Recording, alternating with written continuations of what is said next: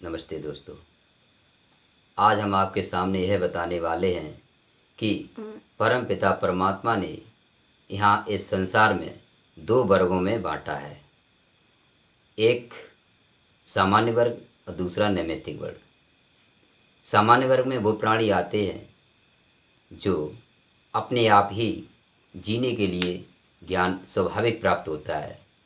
जैसे सामान्य ज्ञान में मनुष्य के अलावा मनुष्य एक नैमित्तिक ज्ञान और मनुष्य के अलावा जितने भी हैं वो सामान्य ज्ञान के अंतर्गत आते, दो वर्गों में बांटा है।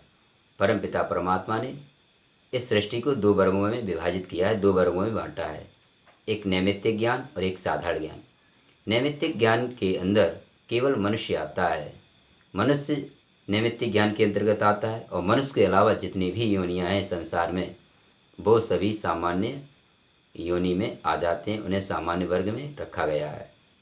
तो मनुष्य नैमित्तिक ज्ञान का मतलब होता है, नैमित्तिक वर्ग का मतलब होता है कि यहाँ पर जो मनुष्य सीखेगा तभी समझ में आएगा, तभी वह सीख पाएगा।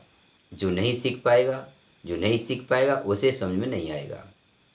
कहने का मतलब है कि यहाँ पर सीखने से ही हमें शिक्षा मिलेगी और नहीं सीखने से कुछ भी नहीं मिलने वाला है।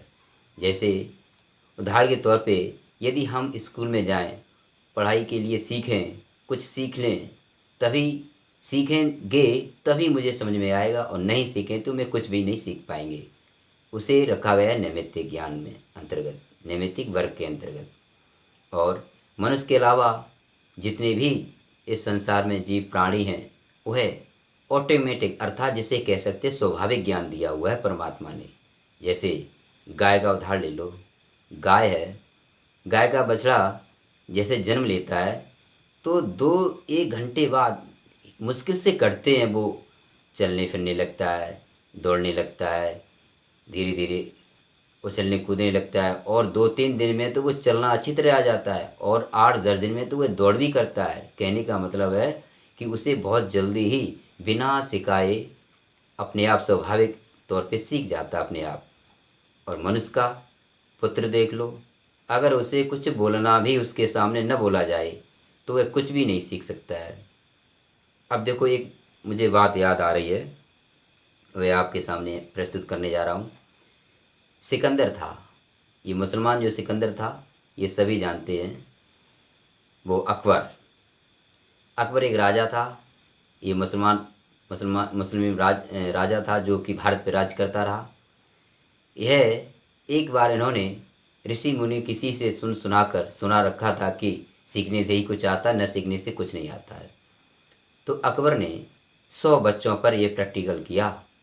एकांत रखा गया, जमीन के अंदर रखा गया, वन में एकांत रखा गया और परीक्षा की कि यह सत्य बात है या असत्य। क्योंकि भारत के ऋषि मुनि तो पहले ही ये सारी की सारी विद्याएं थी, लेकिन वह प्रैक्टिकल के रूप में उसने 100 बच्चों, छोटे जैसे ही बच्चे पैदा हुए, उन्होंने देखा जैसे ही बालक पैदा हो एकांत में उठाकर आवाज़ उसके सामने न की जाए और ऐसे बच्चों को 100 बच्चों को एक वन में अलग एकांत स्थल पर उसे अंडरग्राउंड में रखा गया और कहा गया है कि जो वहाँ देख रेख करेंगे, पालन पोषण करेंगे, वह व्यक्ति मुख से बांधकर अर्थात जैसे आवाज़ सा यानी सांस तक की आवाज़ उस बच्चों के कानों में न जाए, ऐसा कहलवा दिया था। और सभी ने यही किया, सभी कर्मचारियों ने जितने वहाँ काम कर रहे थे 100 बच्चों की देखरेख के लिए।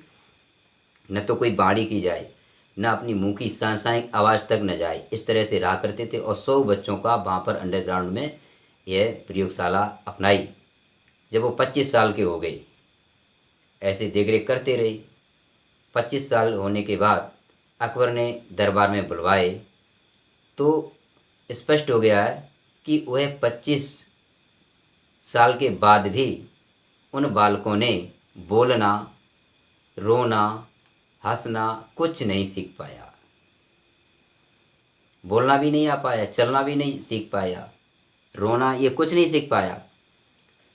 लेकिन जब बच्चों के सामने रखा गया तो कहा, बच्चों से जब प्रयास किया गया तो बच्चे इतना बोल पाए थे, केवल और सिर्फ केवल इतना बोल पाए थे, टप टप टप टप की आवाज़। जब सारे बच्चों के सामने यही आवाज़ निकल रही थी तो राजा अचरज में पड़ गया था, अचंभे में पड़ गया था, ये टप टप की आवाज़, ये घोड़ों जैसी टाप की आवाज़ कहाँ से सीख ली इन बच्चों ने। सभी से इकट्ठा करवाए, जितने वहाँ काम करने वाले थे सबसे पूछा गया, ये बताइए बच्चों ने ये टप टप टापू जैसी आवाज़ कहाँ से सीखी, जवाब दो। तो यहाँ जितने भी कर्मचारी थे सबको इकट्ठा किया, पूछा, किसी ने कुछ नहीं बता पाया। तो एक उनमें से बोला कि मुझे ये भान हो रहा है, मुझे याद हो रहा है कि वहाँ वहाँ से थोड़े हट के दूर कुछ समय या उस समय कुछ घोड़े निकला करते थे। तो घोड़ों की टापों की आवाज़ की थोड़ी उनके कानों में पड़ती रही, तो वही उन्होंने सीख पाया, केवल टप टप टप टापू जैसी आवाज़ केवल उन बच्चों ने सीख पाई थी। तो अकबर ने यह स्पष्ट खुद प्रयोग करके दिखाया है कि जो मनुष्य यहाँ पर सीखेगा उसे वही याद होगा, और जो नहीं सीखेगा उसे कुछ भी यहाँ पर नहीं सीख पाएगा। ये स्पष्ट हो गया था। तब अकबर ने स्वीकार की कि भारत की विद्या शिक्षा इससे बेहतर और बढ़िया संसार में कहीं भी उपस्थित या मिलने वाली नहीं है। वह मान गया था कि भारत ही सर्वप्रथम विद्या का घर है। पूरे भारतवासी इस प्रकार से रहा करते थे कि बहुत चरित्रवान ज्ञानवान हुआ करते थे। तो यहाँ पर बता रहे थे कि ईश्वर ने इस सृष्टि को दो वर्ग में विभाजित किया, एक नैमित्तिक वर्ग में नैमित्तिक ज्ञान और एक है साधारण ज्ञान।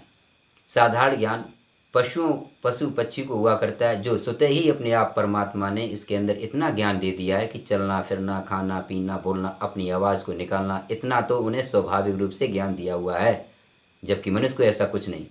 मनुष्य यहीं पर ही सीखना पड़ेगा, सीखेगा तभी तो आएगा, नहीं सीखेगा तो नहीं आएगा, या कोई सिखाए तभी आएगा, इसके अलावा नहीं आ सकता है।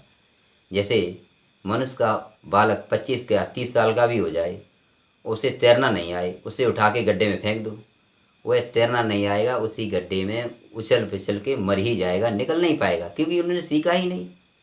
अब यहाँ उदाहरण ले लो, चूहा का बच्चा ले लो। अगर चूहा का बच्चा 10 दिन का भी है, उसे पकड़ के तालाब में फेंक दो, तो वह जितना तैरना आता है वह अपने क्षमता अनुसार तैरता ही रहेगा, जबकि उसे किसी ने सिखाया नहीं, फिर भी तैरता रहेगा और बाहर निकल भी आ जाएगा, छोटा हुआ तालाब।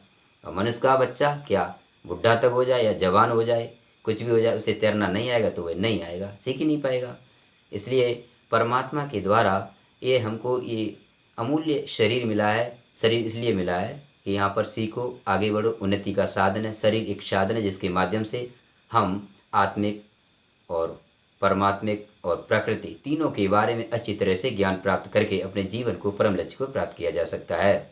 इसके साथ ही इनके अलावा जितने भी मनुष्य हैं सभी भोग योनियाँ हैं, और केवल और सिर्फ केवल मनुष्य कर्म और भोग दोनों इसमें योनियाँ हैं। मनुष्य कर्म ही करेगा, वह आगे में जुड़ेगा, और पिछला वाला भोग तो मनुष्य भोग ही रहा, उसके साथ साथ जो नए कर्म करेगा वह भी उसमें जुड़ते जाते हैं। और जबकि इसके अलावा जितने भी योनियाँ हैं, पशु पक्षी कीट पतंगे, वह अपना पिछला कर्म किए हुए का भोग भोग रही हैं, उनका कर्म इसमें आगे जुड़ने वाला नहीं है, केवल और सिर्फ अपना भोग ही भोग रही हैं। इसलिए मनुष्य को बहुत ही सचेत रूप से होकर अपने जीवन में चलना चाहिए, पग पग पर चलना चाहिए, ध्यान रखना चाहिए कोई ऐसा तो कार्य नहीं हो रहा है जो दूसरों को हानि पहुंचाए, क्योंकि मनुष्य को सबसे बड़ी जिम्मेदारी है। इसलिए इन्हीं शब्दों के साथ अब तक हमारे चैनल को सब्सक्राइब नहीं किया वो मित्र इस चैनल को सब्सक्राइब कर लें, ताकि आने वाली हमारी प्रत्येक वीडियो आपको उपस्थित होती रहेगी, जिससे आपको आगे और इसमें ज्ञान ही संबंधित जानकारी प्राप्त होती रहेगी। इसी के साथ हमारे इस चैनल को सुनने के लिए बहुत बहुत धन्यवाद। नमस्ते जी।